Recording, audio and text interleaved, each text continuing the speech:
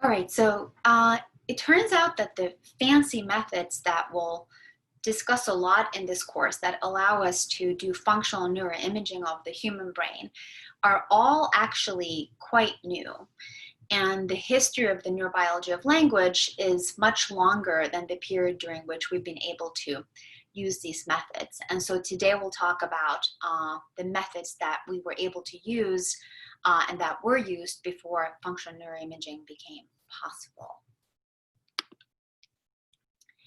So first, I just want to think a little bit about the question of where our knowledge about the brain mostly comes from in general. You might think because there's so much modern attention in functional neuroimaging that is how we've learned most of the things that we know about the brain. Turns out that that's not at all true. Most of what we know about the brain actually comes from studying fellas like this one and other animals. So most of our knowledge about the brain comes from animal research and subsequent animal models. And the reason for that is that with animals, we use lots of techniques that nobody would ever consider ethical to use with humans. So with animals, we get data from genetic engineering. We can genetically modify animals and observe the consequences of that. We can induce lesions in their brains and then observe the consequences of that. In animal research, we also implant electrodes into the animal's brains and then get direct brain recordings with a high level of precision during the animal's behavior. So this is how we've learned a lot about the brain, including higher cognition like memory, decision-making, things that are definitely relevant for cognitive neuroscience. However, language is different.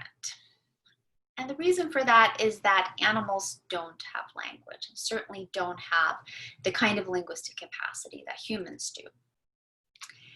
And for that reason, the history and the foundations of the neurobiology of language are actually quite different from other branches of cognitive neuroscience. We just don't have that large body of animal research that sort of the human research can stand on the shoulders of.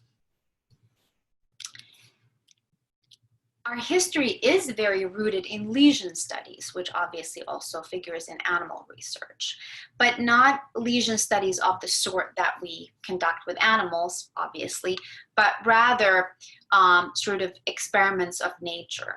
When brain lesion happens because of some neurological incident for a person, and then we study the consequences of that. So it's much more opportunistic, and the experimenter does not control the research in the same way that you can when you're working with animals.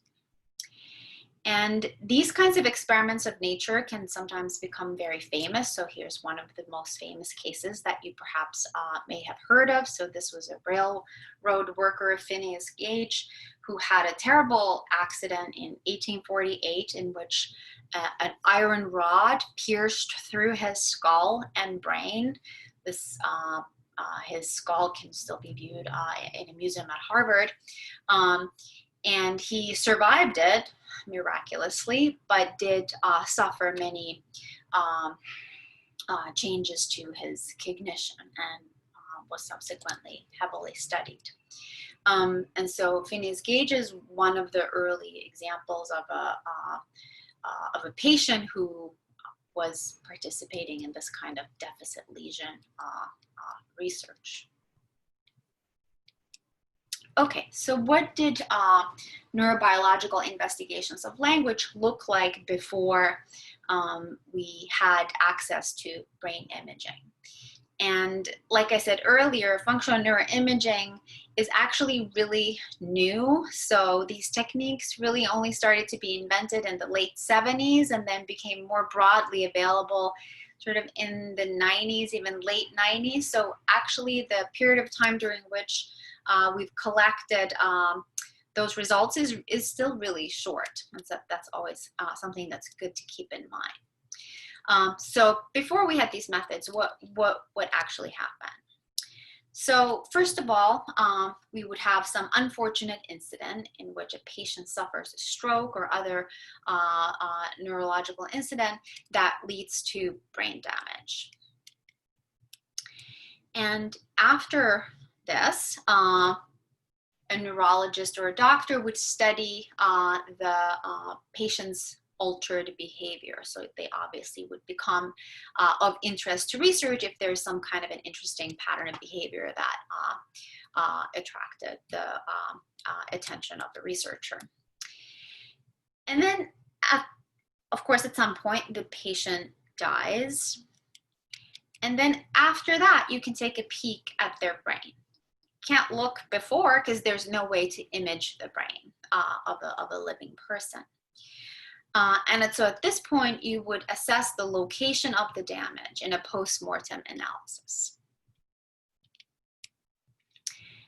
And now that you have some knowledge about, like, okay, these are the structures that were damaged, and this was the behavioral profile, you would create a hypothesis about that links that behavior to that brain region. So if some type of processing was disrupted, like let's just say the person has a memory problem or something like that, and then we observe like, oh, okay, this part of the temporal cortex is showing damage, then you would form the hypothesis like, oh, maybe that part of the temporal cortex participates in that type of memory processing. Okay, so that was the method that was the only method that was available. So what are some of the challenges with this kind of a method? Well, it's obviously very slow. So, you know, nowadays, if we think about it, you know, how much research you would be able to do, say, in the course of graduate school would probably be very little. So you just work on some part of that process. Also, at the time of theorizing, when you're here at step 5 and actually forming that hypothesis about what the function of a brain region might have been, you can't collect any more data from that patient. So now if you formulate a question like, oh, this hypothesis predicts that this person should have also had this additional type of problem, you would not be able to test that hypothesis with that patient. So now, of course, you could then wait along for hopefully similar patient, but it's impossible to know who might even be a relevant kind of patient until they're also dead. So you won't have any knowledge about where a lesion site of the next patient might be until you're able to assess that in a post-mortem analysis. And also, it just simply will never be the case that there would be another patient that has exactly the same lesion. So those are some of the challenges of the kind of early method. So nowadays, of course, we are able to assess where the damage is while the person is still alive and behaving.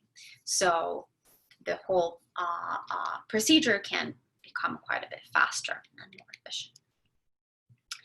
Okay, so this methodology is what we call the deficit lesion method for studying brain function, and it is very much the foundation of our modern field, mostly because there's just a much longer period during which this kind of method was available as compared to the kind of era of functional neuroimaging. So here we're examining the behavior of an individual who has brain damage in order to form theories about the function of the damaged area. And so the logic is that if the individual cannot do some process X, then the execution of that process must depend on the lesioned area. And so now in animal research, the experimenter is of course in control of the lesion location, since the experimenter actually creates the lesion.